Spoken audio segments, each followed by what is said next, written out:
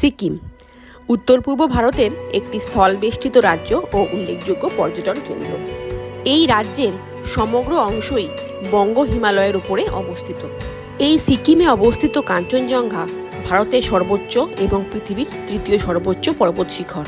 পূর্ব হিমালয়ের অংশ সিকিম আলপাইন এবং উপক্রান্তীয় জলবায়ু সহ এর জীব বৈচিত্র্যের জন্য উল্লেখযোগ্য। আয়তনে ভারতের দ্বিতীয় ক্ষুদ্রতম প্রদেশ এই সিকিম ভারতীয় রাজ্যগুলির মধ্যে সর্বাপেক্ষা কম জনবহুল, যার মধ্যে রয়েছে ৮৫৮৬ মিটার উঁচু কাঞ্চনজঙ্ঘা, বৌদ্ধ মঠ এবং প্রাণবন্ত সংস্কৃতি। পাহাড় সুন্দরী কাঞ্চনজঙ্ঘার এই এত বিস্ময়কর এবং মনোমুগ্ধকর রূপের জন্যই মনে হয় ভ্রমণ পিপাসু বাঙালিরা বারে বারে ছুটে আসেন তার রূপ আস্ফালন করতে। ভাবুন তো, ভোরবেলা বিছানায় শুয়ে শুয়ে কাঞ্চনজঙ্ঘা শিখরের ওপরে সূর্যোদয় দেখাটা কতটা অপূর্ব একটি অনুভূতি। প্রায় ৭,০৯৬ বর্গ কিলোমিটার এরিয়া জুড়ে অবস্থিত এই সিকিমকে একেবারে ভ্রমণ করে আসা কিন্তু বেশ সময় সাপেক্ষ ব্যাপার।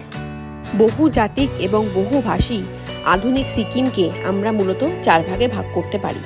যেমন ধরুন, নর্থ সিকিমের লাচেন, লাচুং, ইয়ুংথাং, সাউথ সিকিমের নামচি, রাবাংলা, ইস্ট সিকিমের গ্যাংটক, জুলুক, পদমচেন এবং ওয়েস্ট সিকিমের পেলিং উত্তরে আর বার্সে। আমরা ওয়েস্ট সিকিমের পেলিং, সাউথ সিকিমের নামচি, রাবাংলা এবং ইস্ট সিকিমের গ্যাংটক ভ্রমণ করে দেখেছিলাম মাত্র ৪ রাত ৫ দিনে। কিভাবে আমরা অত্যন্ত স্বল্প বাজেটে কোনো রকম ট্রাভেল এজেন্সি ছাড়াই এই ট্রিপটি করেছিলাম, তার গল্প নিয়েই থাকবে আজকের ব্লগটি। এবং আমি এই ব্যাপারেও নিশ্চিত যে এই রকম স্বল্প বাজেটে সিকিম ট্যুরের ভিডিও ইউটিউবে আপনারা খুব কমই পাবেন। তাই চটপট চ্যানেলটি সাবস্ক্রাইব করে নিয়ে দেখতে থাকুন আজকের ভিডিওটি। 9 জানুয়ারি ২০২৬ শিয়ালদা স্টেশনের ১২ নম্বর প্ল্যাটফর্ম থেকে রাত ১০টা ১৫ 12343 দার্জিলিং মেল ধরে পরের দিন সকাল ৯:৩০ নাগাদ আমরা পৌঁছে গেলাম এনজেপি স্টেশন। শিয়ালদা থেকে এনজেপি যাওয়ার উদ্দেশ্যে বেশ কয়েকটি ট্রেন রয়েছে। আমি কিছু ট্রেনের নাম এবং ডিপার্চার টাইম এখানে মেনশন করে দিলাম, আপনারা দেখে নিতে পারেন। দার্জিলিং মেলে জেনারেল কোচের ভাড়া ২৩০ টাকা, স্লিপার কোচের ভাড়া ৩৭৫ টাকা, এসি 3 টায়ার ৯৬৫ টাকা, এসি 2 টায়ার ১৩৫০ টাকা এবং ফার্স্ট ক্লাস এসি ফেয়ার হলো ২২৩০ টাকা। যদি আপনারা আমার সাজেশন চান তাহলে আমি বলবো যে কোনো দিন রাতের ট্রেন ধরে পরের দিন সকালে এনজেপি পৌঁছান, যাতে আপনারা ওই দিন দিনাদিনই পৌঁছে যেতে পারেন পেলিংয়ে। আমরা যেহেতু একটি বাজেট ট্রিপের প্ল্যান করেছি এবারে, সেই জন্য আমরা এনজেপি স্টেশন থেকে টোটো ধরে চলে গেলাম শিলিগুড়ি এসএনটি বাস স্ট্যান্ডের সামনে এবং সেখান থেকে আমরা পেলিংয়ে চলে যাব শেয়ার ক্যাব ধরে।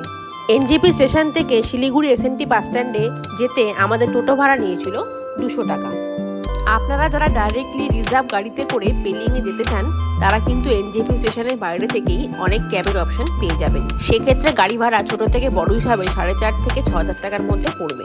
এছাড়াও আপনারা এনজেপি স্টেশন থেকে টোটাল ট্রিপ মানে ৫ দিনের জন্য ডাইরেক্ট রিজার্ভ কার বুক করে নিতে পারেন। সেক্ষেত্রে কিন্তু আপনাদের পার ডে ৩ থেকে ৩,৫০০ টাকা গাড়ি ভাড়া পড়বে। দেখুন বন্ধুরা, এটি হলো শিলিগুড়ি এসএনটি বাস স্ট্যান্ড, যেখান থেকে আপনারা পেলিংয়ের উদ্দেশ্যে বাসও পেয়ে যাবেন। তাছাড়া শেয়ার ক্যাবের অপশন তো রয়েছেই। প্রতিদিন সকাল 10:30টার সময় এসএনটি বাস স্ট্যান্ড থেকে পেলিংয়ের উদ্দেশ্যে একটি বাস ছাড়ে, তাই আপনারা চাইলে কিন্তু এই বাস ধরে সরাসরি পৌঁছে যেতে পারবেন পেলিংয়ে। এই এসএনটি বাস স্ট্যান্ড থেকে বেরিয়ে বাদিকে দেখুন শেয়ার ক্যাবের অপশনগুলো সমস্ত রয়েছে। এখান থেকে কিন্তু গ্যাংটক, পেলিং, নামচি সমস্ত জায়গার উদ্দেশ্যে আপনারা শেয়ার ক্যাব পেয়ে যাবেন।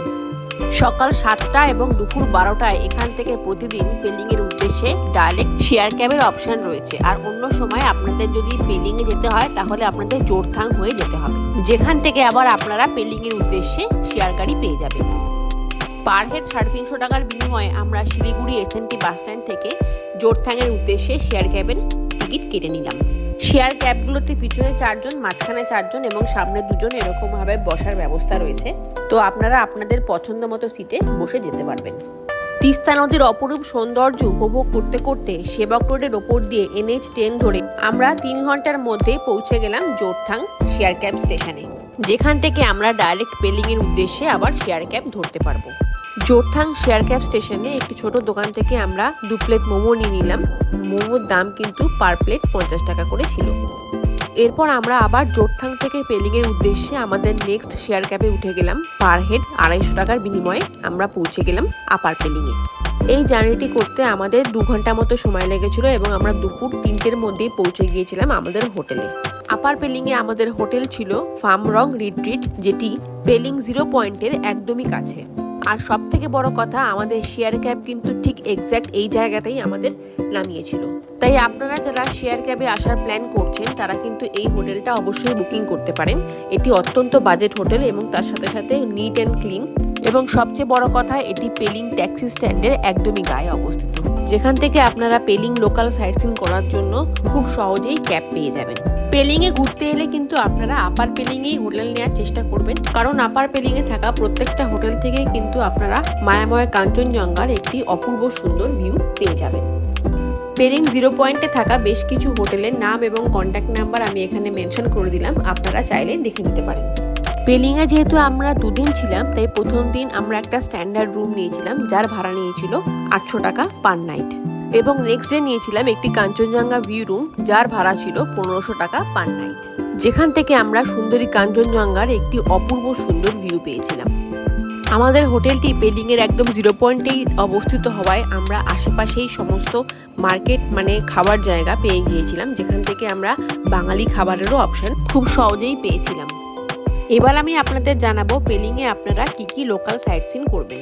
পেলিংয়ে পৌঁছে একটু ফ্রেশ হয়ে লাঞ্চ করে আমরা ডে 1-এই বেরিয়ে পড়লাম বেশ কিছু লোকাল সাইট সিন করতে। আজকে আমরা যাব ডেন্টাম ভ্যালি, ছাঙ্গে ওয়াটারফলস আর সিংসোর বিচ। ডে 1 সাইট সিনের জন্য আমরা লোকাল ট্যাক্সি স্ট্যান্ড থেকে ট্যাক্সি নিয়ে চলে গিয়েছিলাম সাইট সিনে, এবং ওই দিনে আমাদের গাড়ি ভাড়া পড়েছিল 2000 টাকা। প্রথমেই আমরা চলে গিয়েছিলাম পেলিং সিটি থেকে 9 কিলোমিটার দূরে পেলিং ডেন্টাম রোডের উপরে অবস্থিত ছাঙ্গে জলপ্রপাত দেখতে।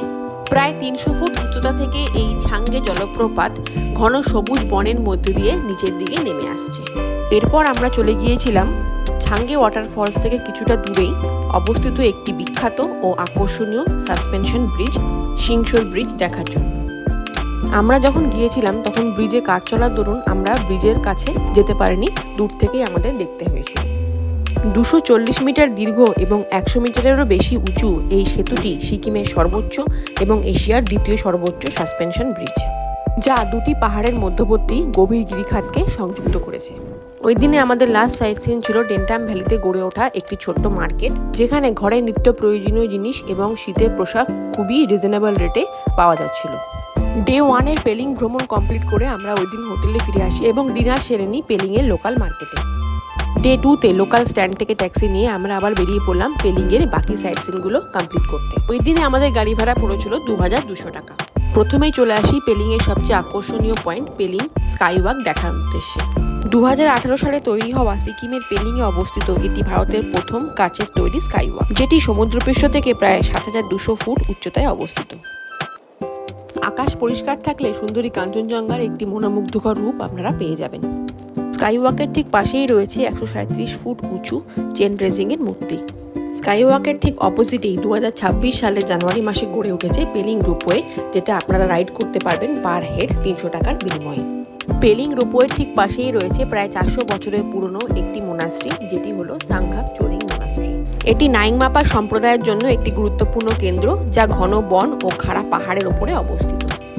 এরপর দেখে নিন সিতকিয়ং টুলকু বার্ড পার্ক এবং Rabdentse ruins. Ticket price per head 100 rupees.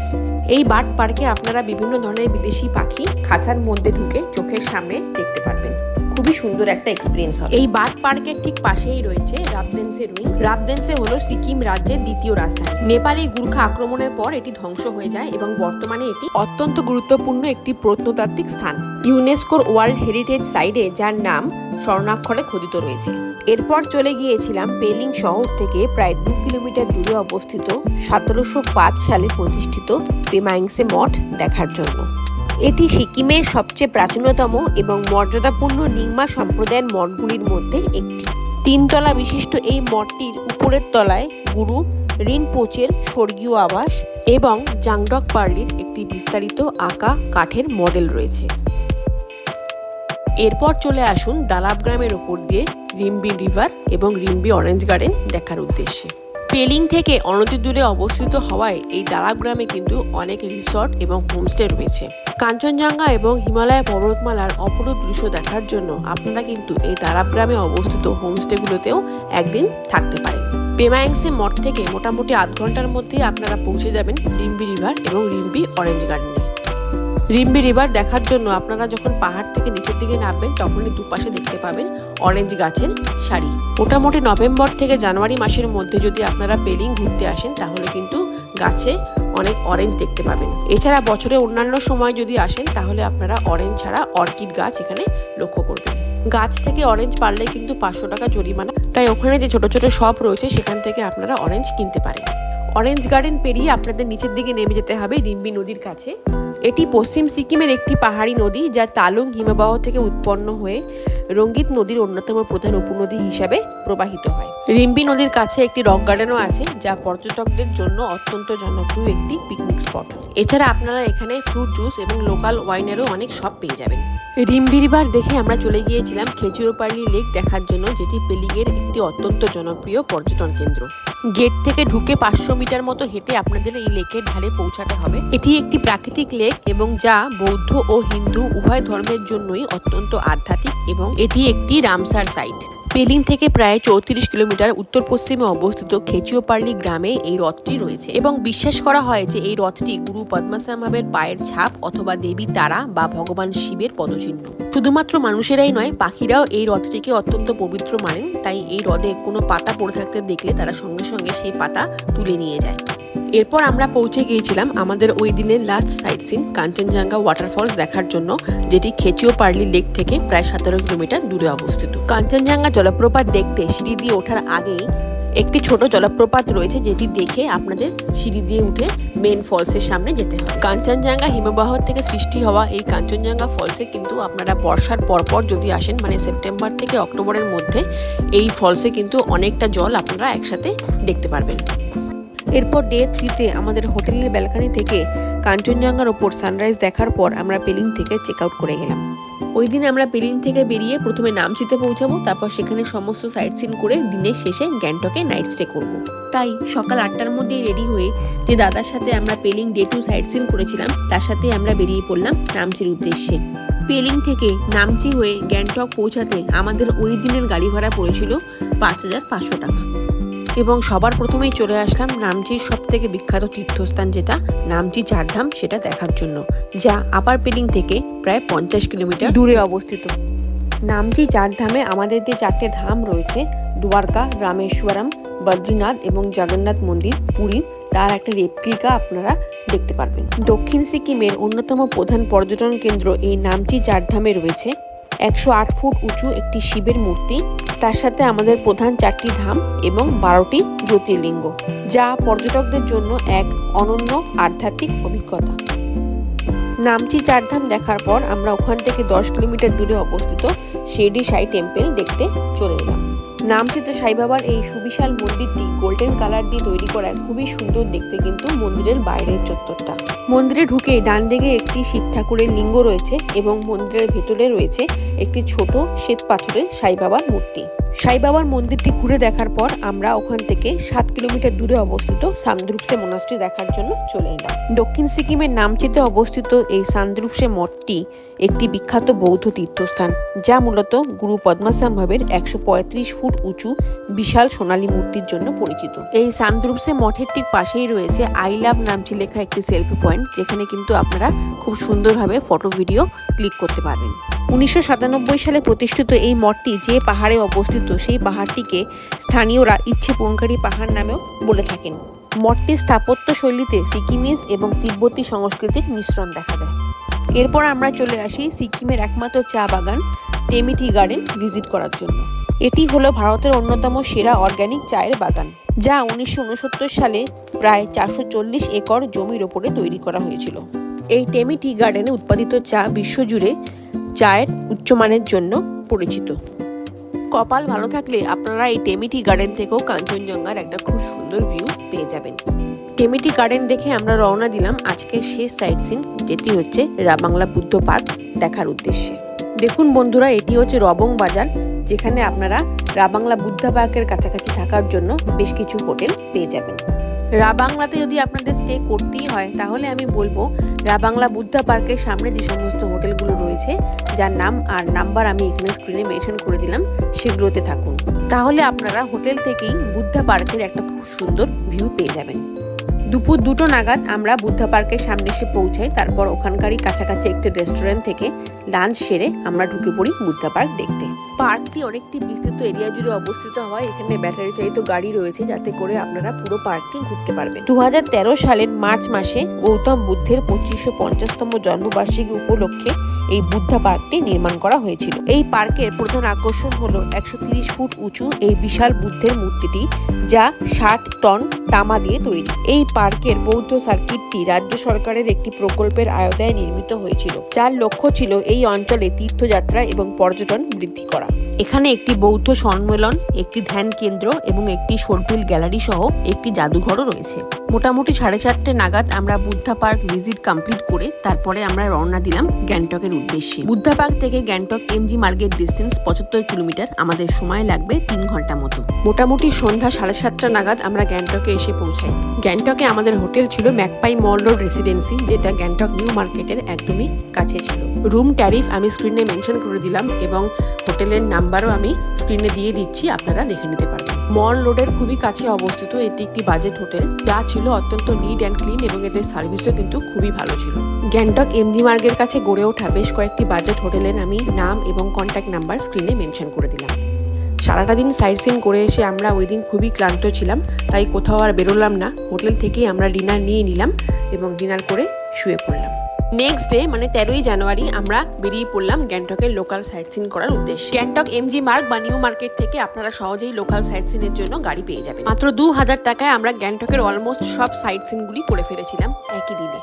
সকাল 9টা নাগাদ আমরা সাইট সিন করতে বেরিয়ে পড়ি এবং প্রথমেই চলে আসি বানঝাকরি ওয়াটারফলস দেখার জন্য। প্রায় 40 ফুট উচ্চতা থেকে এই ফলসটি নিচের দিকে নেমে আসছে। এই বানঝাকরি ওয়াটারফলসে কিন্তু বড়দের জন্য বিভিন্ন ধরনের অ্যাক্টিভিটি রয়েছে, তার সাথে সাথে বাচ্চাদের জন্য অনেক রকমের রাইডস রয়েছে। এখন বন্ধুরা এই গাড়িটা করে আমরা গ্যাংটকের লোকাল সাইট সিন করেছিলাম। আপনাদের সুবিধার্থে আমি ড্রাইভার ডিটেলসটা স্ক্রিনে মেনশন করে দিলাম। এরপর আমরা চলে আসি গ্যাংটক মেইন সিটি থেকে 4.2 কিলোমিটার দূরে অবস্থিত বাকথাং ওয়াটারফলস দেখার জন্য। আমরা যেহেতু শীতকালে গেছিলাম তাই ফলসে সেরকম জল পাইনি। আপনারা যদি বর্ষার পরে যান তাহলে কিন্তু অপরূপ সুন্দরভাবে এই ফলসটি উপভোগ করতে পারবেন। বাকথাং ওয়াটারফলসের সামনেই বাকথাং রেস্টো এবং বার বলে একটা রেস্টুরেন্ট ছিল, যেখান থেকে আমরা আমাদের ব্রেকফাস্টটা কমপ্লিট করে নিলাম। খাবারের স্বাদ ছিল কিন্তু অত্যন্ত সুন্দর এবং তার সাথে সাথে কোয়ান্টিটিও কিন্তু বেশ ভালোই ছিল। বাকথাং ওয়াটারফলস দেখার পর আমরা চলে আসি গঞ্জাম মোনাস্ট্রি দেখার উদ্দেশ্যে। গ্যাংটকের অন্যতম শান্ত এবং মনোরম বৌদ্ধ মঠ হলো এই গঞ্জাম মোনাস্ট্রি, যা গ্যাংটক তাশি ভিউ পয়েন্ট রোডে অবস্থিত। 1992 সালে তিং খায়ে গিয়ালৎসেন রিনপোচে এই মঠটি প্রতিষ্ঠা করেছিলেন। এই মঠটি মূলত নিংমা সম্প্রদায়ের অনুসারী এবং এটি জ্ঞান ও শান্তির প্রতীক। এরপর চলে গিয়েছিলাম গঞ্জাম মোনাস্ট্রি থেকে মাত্র 2 মিনিটের দূরে অবস্থিত তাশি ভিউ পয়েন্ট দেখতে। সিকিমের প্রাক্তন রাজা তাশি নামগিয়াল এটি তৈরি করেছিলেন। এখান থেকে কাঞ্চনজঙ্ঘা পর্বতমালা এবং সিনিউলচু শিখরের মনোমুগ্ধকর দৃশ্য দেখা যায়। বিশেষ করে সূর্যোদয়ের সময় এই স্থান থেকে খুব সুন্দরভাবে সূর্যোদয় উপভোগ করা যায়। তাশি ভিউ পয়েন্টে সিকিমের লোকাল ড্রেস পরে আমরা বেশ কয়েকটি ছবি ও ভিডিও নিয়েছিলাম। এরপর চলে গিয়েছিলাম আমাদের next sightseeing point plant conservatory দেখতে। এই উদ্ভিদ সংরক্ষণাগারটিতে মূলত বিরল অর্কিড, রডোডেনড্রন, ঔষধি গাছ, পূর্ব হিমালয়ের স্থানীয় প্রজাতির বিশাল বৈচিত্র্য সংরক্ষিত রয়েছে। বিশেষ করে মার্চ থেকে মে এবং অক্টোবর থেকে ডিসেম্বর মাসের মধ্যে এই সমস্ত সংরক্ষণগুলো পরিদর্শনের সেরা সময়, যখন বিভিন্ন ধরনের ফুল একসাথে প্রস্ফুটিত হয়ে থাকে। প্ল্যান্ট কনজারভেটরি দেখে একটু ওপরের দিকে উঠে গেলে একটা ভিউ পয়েন্ট রয়েছে, যেখান থেকে এত সুন্দর একটি ঝর্ণা আপনারা দেখতে পাবেন এবং ভাগ্য যদি সদা হয় তাহলে আপনারা এর উল্টো দিকে কিন্তু ঝকঝকে কাঞ্চনজঙ্ঘার একটি অভূতপূর্ব রূপ পেয়ে যাবেন দেখতে। এরপর চলে আসুন গ্যাংটকের গণেশ ঠক বা গণেশ মন্দির দেখার উদ্দেশ্যে। মন্দিরটি সকাল 6টার সময় ভক্তদের জন্য ওপেন হয়ে যায় এবং রাত 7টা পর্যন্ত খোলা থাকে। এই মন্দিরে কিন্তু ভগবান গণেশের একটি খুব সুন্দর মূর্তি রয়েছে। এই গণেশ টক থেকেও কিন্তু খুব সুন্দরভাবে আপনারা কাঞ্চনজঙ্ঘা দেখে নিতে পারবেন। গণেশ টক থেকে বেরিয়ে আপনারা বাহাতে পেয়ে যাবেন ভূত বাংলো, যেটা আপনারা দেখে নিতে পারেন। আমরা যাইনি। এছাড়া এর সামনের দিকেই ছিল জুলজিক্যাল পার্ক মানে চিড়িয়াখানা, সেটা আপনারা চাইলে দেখে নিতে পারেন। গণেশ টক দেখে আমরা বেরিয়ে পড়লাম হনুমান টক বা হনুমান মন্দির দেখার জন্য, যেটি প্রায় 7200 ফুট উচ্চতায় অবস্থিত। এই মন্দিরটি ভারতীয় সেনাবাহিনী দ্বারা রক্ষণাবেক্ষণ করা হয়। ভগবান হনুমানকে উৎসর্গ করে এই মন্দিরটি তৈরি করা হয়েছিল। 1950-এর দশকে এই মন্দিরটি নির্মাণ করা হয়। কথিত আছে লক্ষণকে বাঁচানোর জন্য দ্রোণগিরি পর্বত নিয়ে লঙ্কায় যাওয়ার পথে ভগবান হনুমান এখানে বিশ্রাম নিয়েছিলেন। শ্রী হনুমানের এই মন্দিরটি ছাড়াও এখানে একটি রামসীতার মন্দির রয়েছে, যেটা আপনারা দেখে নিতে পারবেন। হনুমান মন্দির দেখার পর আমরা চলে গিয়েছিলাম এনচে মোনাস্ট্রি দেখার জন্য, যেটি হনুমান মন্দির থেকে 4.5 কিলোমিটার দূরে অবস্থিত। সময় লাগবে 15 মিনিট মতো। 1909 সালে উত্তর পূর্ব ভারতের সিকিমের রাজধানী গ্যাংটকের ওপরে এই এনচে মঠটি প্রতিষ্ঠিত হয়। এটি বৌদ্ধ ধর্মের নিংমা সম্প্রদায়ের অন্তর্গত। এনচে মঠের আক্ষরিক অর্থ হলো একক মঠ। এর পবিত্রতা এই বিশ্বাসের কারণে যে খানচেনজাঙ্গা এবং ইয়াবদিয়ান রক্ষাকারী দেবতারা এই মঠে বাস করেন। এরপর আমরা চলে গিয়েছিলাম গ্যাংটকে ফ্লাওয়ার এক্সিবিশন সেন্টার দেখার উদ্দেশ্যে। এই অর্কিডারিয়ামে বিভিন্ন ধরনের অর্কিড ফুল একত্রে রাখার ব্যবস্থা রয়েছে। এখানকার ticket price per head 350 rupees. এই 350 টাকায় আপনারা এর ভিতরে ঢুকলে সিকিমের হিস্ট্রি সম্বন্ধে জানতে পারবেন। এছাড়া একটা গ্লাস গ্যালারি রয়েছে, যেখানে বিভিন্ন ধরনের অর্কিড প্রজাতির ফুল একত্রে আপনারা দেখে নিতে পারবেন। এছাড়া এখানে kids play area, gaming zone, এই সমস্ত কিছুই রয়েছে। এরপর সবশেষে চলে আসুন গ্যাংটক এমজি মার্গ ভিজিট করতে। মূলত এটি একটি শপিং এরিয়া, যেখানে আপনারা বিভিন্ন ধরনের খাবারের রেস্টুরেন্ট থেকে শুরু করে হোটেলস এবং আরও অনেক কিছু পেয়ে যাবেন। দেখুন, এটা হলো গ্যাংটকের লালবাজার মার্কেট, যেখান থেকে আপনারা শীতের জিনিস অনেক সস্তায় কিনতে পারবেন। আই লাভ গ্যাংটক এই সেলফি পয়েন্টের অপোজিটে আপনারা পেয়ে যাবেন কলকাতা রেস্টুরেন্ট, যেখানে কিন্তু আপনারা বাঙালি খাবার অবশ্যই ট্রাই করবেন। এছাড়াও নিউ মার্কেট রোডের উপরে আপনারা পেয়ে যাবেন কৃতি হোটেল। দেখুন, এটাও একটি বাঙালি হোটেল এবং এর উপরেই রয়েছে আরেকটি Bangali restaurant, the taste of Bengal restaurant. এখানে আমরা ডিনার করেছিলাম। এদের খাবার দাবার কিন্তু খুবই ভালো এবং রিজনেবল। পরের দিন সকালবেলা মানে 14ই জানুয়ারি 2026 আমরা গ্যাংটকের হোটেল থেকে চেক আউট করে গেলাম এবং নিউ মার্কেট রোডের কৃতি হোটেল থেকে লাঞ্চ করে লোকাল ট্যাক্সি নিয়ে বেরিয়ে পড়লাম গ্যাংটকের দেওরালি ট্যাক্সি স্ট্যান্ডের উদ্দেশ্যে। এই দেওরালি ট্যাক্সি স্ট্যান্ড থেকেই আমরা শিলিগুড়ির উদ্দেশ্যে শেয়ার ক্যাব পেয়ে যাব। এই ট্যাক্সি স্ট্যান্ড থেকে কিন্তু আপনারা দার্জিলিং, শিলিগুড়ি, কালিম্পং এই সমস্ত জায়গায় যাওয়ার জন্য বিভিন্ন সময় শেয়ার ক্যাব পেয়ে যাবেন। এছাড়া এখানে আপনারা বাসও পেয়ে যাবেন, যাতে করে আপনারা আপনাদের ডেস্টিনেশনে পৌঁছে যেতে পারবেন ইজিলি। পার হেড মাত্র 400 টাকার বিনিময়ে আমরা পৌঁছে যেতে পারবো গ্যাংটক থেকে শিলিগুড়ি তেনজিং নোরগে এই বাস স্ট্যান্ডে। দেখুন, এই দেওরালি বাস স্ট্যান্ডে টোটাল 3টে কাউন্টার রয়েছে। এই কাউন্টারগুলো থেকে আপনারা আপনাদের ডেস্টিনেশন অনুযায়ী টিকিট কেটে নিতে পারবেন। আমরা যে দাদার গাড়ি করে শিলিগুড়ি পৌঁছেছিলাম তার নাম এবং কন্ট্যাক্ট নাম্বার আমি স্ক্রিনে মেনশন করে দিলাম, আপনারা চাইলে দেখে নিতে পারেন। মোটামুটি দুপুর 2টো নাগাদ আমাদের গাড়ি গ্যাংটক থেকে ছেড়ে দিয়েছিল এবং 4 ঘন্টার মধ্যেই আমরা পৌঁছে গিয়েছিলাম শিলিগুড়ি বাস স্ট্যান্ডে, যেখান থেকে রাত 8:30 নাগাদ আমাদের কলকাতা যাওয়ার উদ্দেশ্যে বাসের টিকিট কাটা ছিল। এটি হলো শিলিগুড়ি তেনজিং নোরগে বাস স্ট্যান্ড, যেখানে বিভিন্ন প্রাইভেট গাড়িগুলোর টিকিট কাউন্টার রয়েছে, যেখান থেকে আপনারা চাইলে টিকিট কেটে নিতে পারেন অথবা অনলাইনে রেড বাস অ্যাপের মাধ্যমেও আপনারা টিকিট কাটতে পারেন। এটিই ছিল আমাদের বাস রুবি পরিবহন, যেটা রাত 8:30 নাগাদ ছেড়ে পরের দিন ভোরবেলা কলকাতায় পৌঁছাবে। বাসের ইন্টেরিয়ারটা আপনাদের দেখিয়ে দিই। নিচে কিন্তু সিটিং সিস্টেম ছিল আর উপরে ছিল স্লিপার। বাঁ দিকে ছিল ডাবল সিট এবং ডান দিকে ছিল সিঙ্গেল সিটের ব্যবস্থা। মাত্র 900 রুপিস পার হেড দিয়ে স্লিপারে শুয়ে শুয়ে আমরা পৌঁছে গিয়েছিলাম কলকাতায়। প্রতিটি প্যাসেঞ্জারকে একটি করে জলের বোতল এবং একটি করে টিফিনের প্যাকেট দেওয়া হয়েছিল, যাতে কিছু স্ন্যাক্স আইটেম ছিল। এই ছিল আমাদের 4 রাত 5 দিনের ওয়েস্ট, সাউথ এবং ইস্ট সিকিম ঘোরার গল্প। আমরা চেষ্টা করেছিলাম যতটা সম্ভব কম বাজেটে আমাদের এই ট্রিপটি করার, যাতে আপনারা ভবিষ্যতে কম বাজেটে সিকিম ঘুরতে চাইলে আমার এই ভিডিওটি দেখে উপকৃত হতে পারে। সিকিমে আমরা এবারে যে কটি জায়গা ঘুরেছিলাম সেই প্রত্যেকটি জায়গার ডিটেলস ভিডিও আমার চ্যানেলে অলরেডি দেওয়া রয়েছে, আপনারা কিন্তু চাইলে দেখে নিতে পারবেন। ভিডিওটি আপনাদের কেমন লাগলো অবশ্যই কমেন্ট করে জানাবেন। যদি ভালো লেগে থাকে তাহলে একটা লাইক করে দেবেন এবং ভবিষ্যতে আরও এরকম ভ্রমণ সংক্রান্ত টিপস পেতে চ্যানেলটি সাবস্ক্রাইব করে দেবেন। তো চলুন আজ বিদায়, আবার দেখা হচ্ছে আপনাদের সাথে খুব শিগগিরই নতুন একটি ভ্রমণ সংক্রান্ত গল্প নিয়ে।